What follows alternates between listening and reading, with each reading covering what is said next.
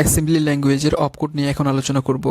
তো অপকোড বলতে যেমন মেশিন ল্যাঙ্গুয়েজে 0-1 দিয়ে কাজ হয়, আবার সি++এ for loop, while loop, integer এই ধরনের যেগুলো কাজ হয় সেগুলো কিন্তু অ্যাসেম্বলি ল্যাঙ্গুয়েজে হয় না। অ্যাসেম্বলি ল্যাঙ্গুয়েজ কীভাবে কাজ করে তার কয়েকটা পয়েন্ট দেখব। যেমন এলডিএ এলডিএ বলতে বোঝায় লোড অ্যাকুমুলেটর, অর্থাৎ মেমোরির নির্দিষ্ট স্থান থেকে ডেটা অ্যাকুমুলেটরে নিয়ে আসে, সেটা হলো এলডিএ এর কাজ। এসটিএ বলতে বোঝায় স্টোর অ্যাকুমুলেটর, অর্থাৎ অ্যাকুমুলেটরের ডেটাকে কোনো ভেরিয়েবলে সংরক্ষণ করে, অর্থাৎ XYZ যে কোনো ভেরিয়েবল হতে পারে।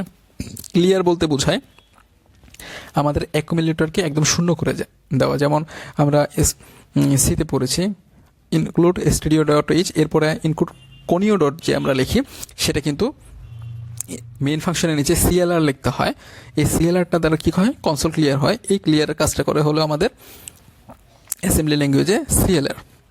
এড বলতে অ্যাডিশন বোঝায়, অর্থাৎ যোগ অপারেশন সম্পন্ন করা। সাব বলতে সাবস্ট্রাকশন বোঝায়, অর্থাৎ বিয়োগ করা।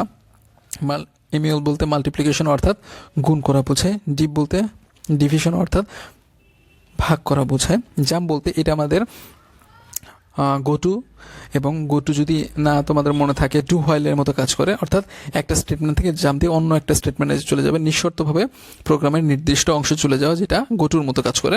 এটা আমাদের গোটুর মতো কাজ করে। আইএনসি ইনক্রিমেন্ট মান এক বাড়বে।